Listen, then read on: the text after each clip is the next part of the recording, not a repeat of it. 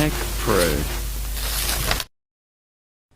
This video we will interview someone about their knowledge and skills of drones.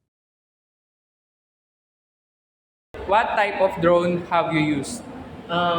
Gamit ko yung DJI Mavic Air 2. Ano siya, maliit lang, tapos nakaka-shoot ng 4K, tapos may 48 megapixels na camera. Next question, what do you use the drone for?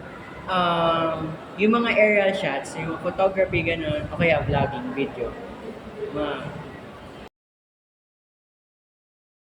Tuwing ginagamit mo siya, ano yung mga challenges na na-encounter mo? Tumatagal naman siya ng ilang hours, pero may spare battery ako. Tapos ayun, long battery life, tapos malawak yung range ng signal niya. Yun.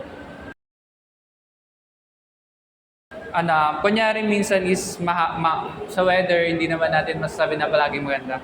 Paano pagka medyo mahangin? Ano yung mga challenges na na-encounter?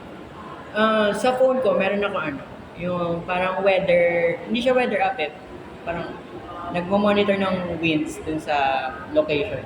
So kapag malakas, gano'n, hindi ako nagpapalipad ng drone kapag malakas yung wind. Last questions.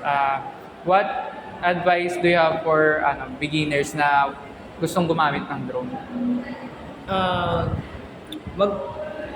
Ang advice ko, mag-practice muna. Huwag muna gawin yung mga para mahihirap na stunts or kaya yung mga mahirap na activities sa drones. Mag-practice muna sa mga bahay, ganun, sa labas ng bahay. Yun lang. Thank you for your sharing your experience.